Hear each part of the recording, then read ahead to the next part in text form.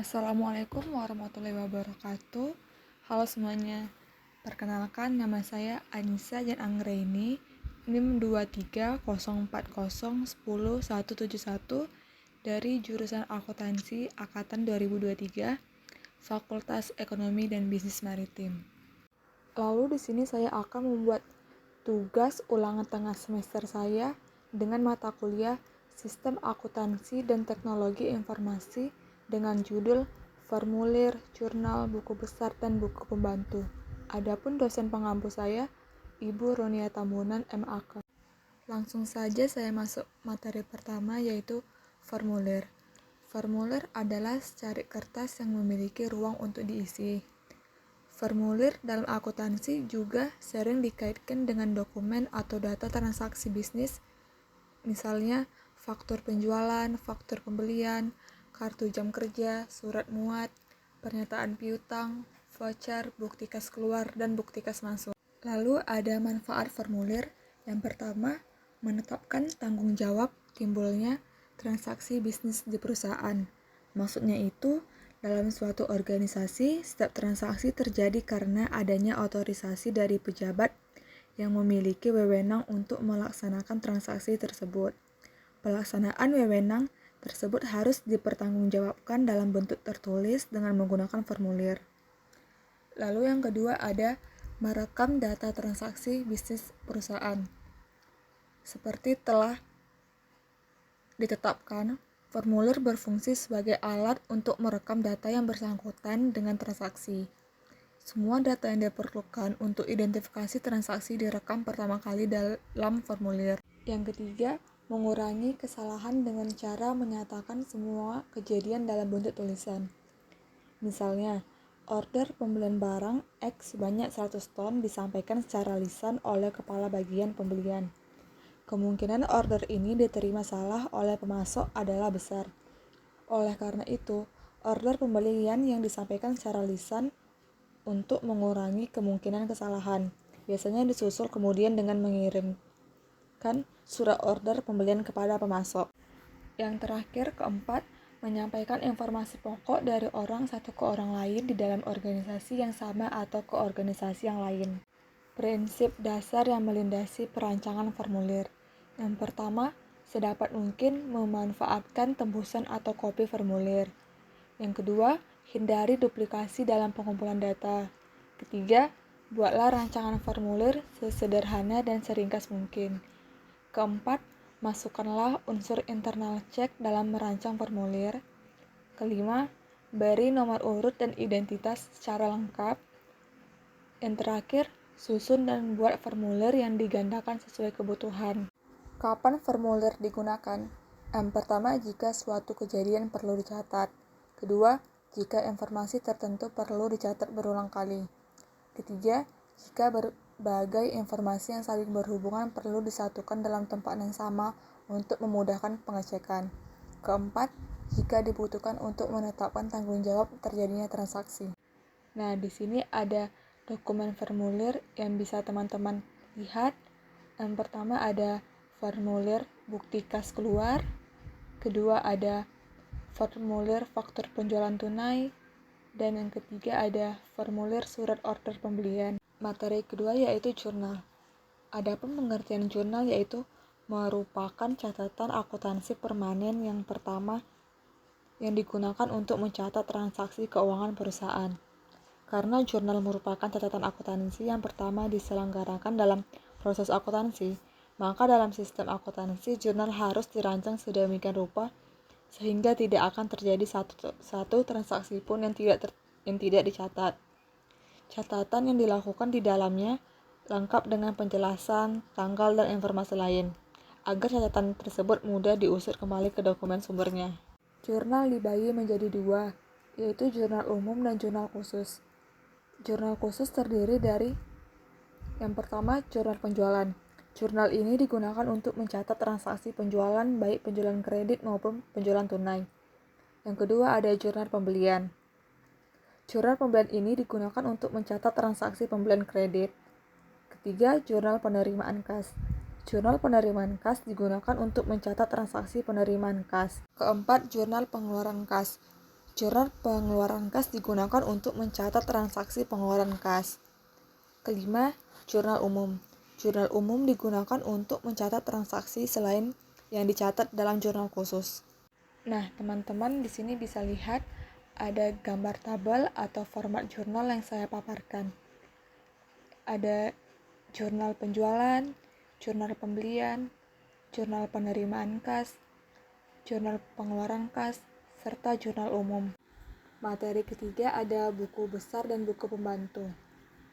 Pengertian buku besar atau general ledger merupakan kumpulan rekening-rekening yang akan digunakan untuk mayortasi dan meringkas informasi yang telah dicatat dalam jurnal. Buku pembantu subsidiary ledger adalah suatu cabang buku besar yang berisi rincian rekening tertentu yang ada dalam buku besar. 4 tahap kegiatan posting jurnal ke buku besar dan buku pembantu. Yang pertama ada pembuatan rekapitulasi jurnal, kedua penyortasian rekening yang akan diisi dengan data rekapitulasi, ketiga pencatatan data rekapitulasi dalam rekening yang bersangkutan, keempat pengembalian rekening ke dalam arsip pada urutan semula. Ada 6 variasi bentuk formulir rekening buku besar. Yang pertama ada rekening dengan debit lebar atau disebut juga white debit ledger. Kedua ada rekening biasa atau regular ledger. Ketiga ada rekening berkolom saldo di tengah atau disebut juga center balance ledger. Keempat rekening berkolom saldo atau balance ledger. Kelima ada rekening ganda berkolom saldo atau disebut juga double ledger with balance ledger. Yang keenam terakhir rekening dengan saldo lama dan saldo baru atau old and new balance ledger. Pada perusahaan manufaktur menyelenggarakan berbagai buku pembantu, yaitu ada buku pembantu persediaan, buku pembantu piutang, buku pembantu utang, buku pembantu harga pokok produk, buku pembantu biaya, dan buku pembantu aktiva tetap. Contoh kasus, perusahaan dagang terang bulan melakukan beberapa transaksi berikut pada bulan Januari 2024. Pada tanggal 1 Januari 2024, perusahaan menerima uang dari pelanggan sebesar 10 juta rupiah sebagai pelunasan piutang. Pada tanggal 3 Januari 2024, perusahaan membeli barang dagangan senilai 5 juta rupiah secara kredit dari PT Maju Bersama. Pada tanggal 10 Januari 2024, perusahaan menjual barang dagangan senilai 7.500.000 secara tunai. Pada tanggal 15 Januari 2024, perusahaan membayar utang kepada PT Maju Bersama sebesar 3 juta rupiah. Pada tanggal 20 Januari 2024, perusahaan menerima uang sebesar 2 juta rupiah dari pelanggan sebagai pelunasan sebagai piutangnya. Diminta 1. Buatlah formulir yang relevan untuk mencatat transaksi tersebut. 2. Buatlah jurnal umum untuk transaksi di atas. 3. Posting jurnal ke buku besar. 4. Buatlah buku pembantu piutang dan utang. Kelima, gambarkanlah flowchart proses pencatatan hingga pelaporan. Berikut untuk jawaban yang soal pertama, bisa dilihat di sini bisa digunakan formulir bukti penerimaan kas kecil.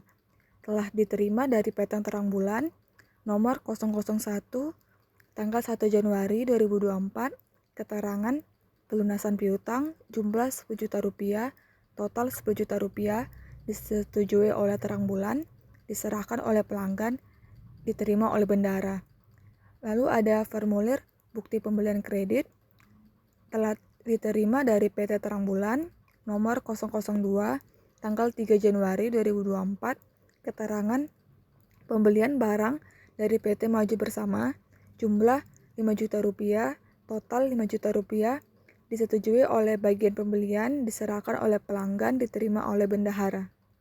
Lalu diminta buatlah jurnal umum untuk transaksi di atas. Nah, bisa dilihat di sini ada jurnal umum PT Terang Bulan, jurnal umum per 31 Januari 2024 dalam rupiah.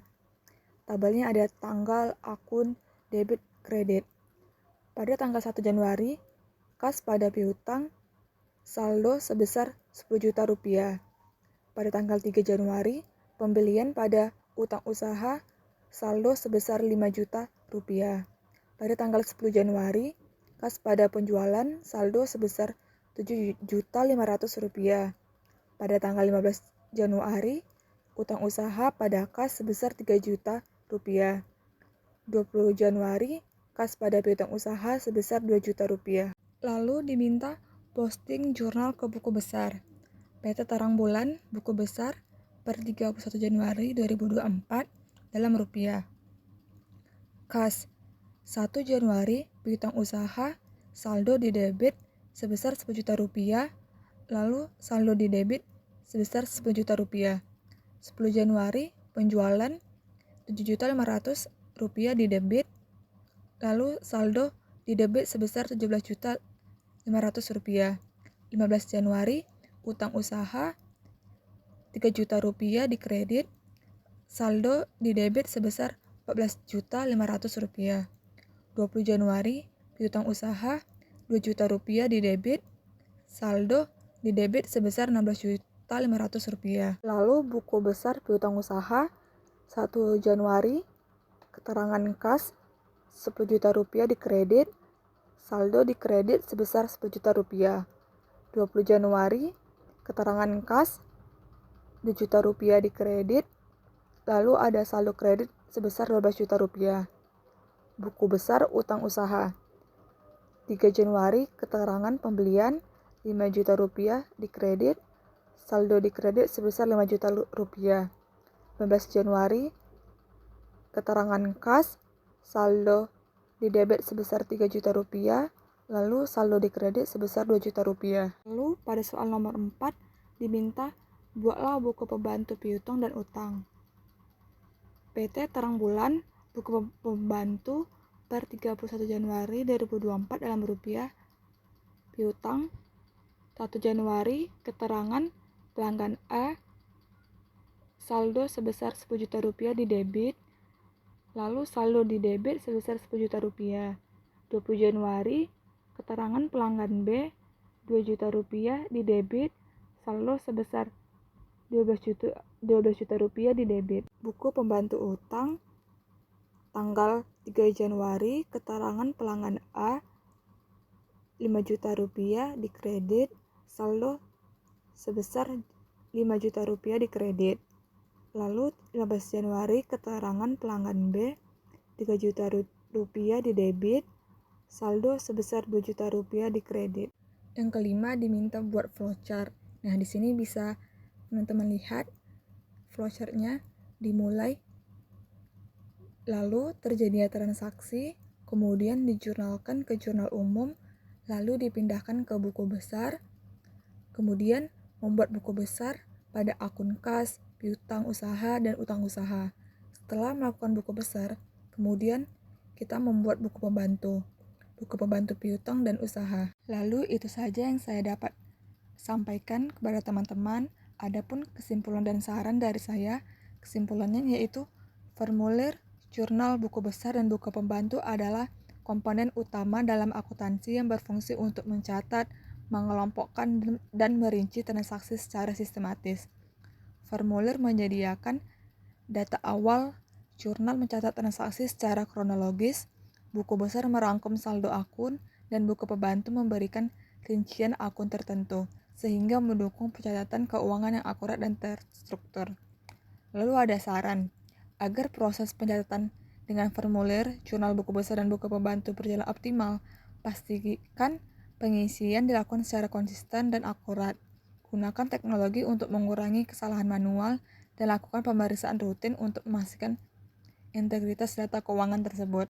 Saya tutup. Wabillahi taufiq wal hidayah. Wassalamualaikum warahmatullahi wabarakatuh. Terima kasih semuanya yang sudah menonton.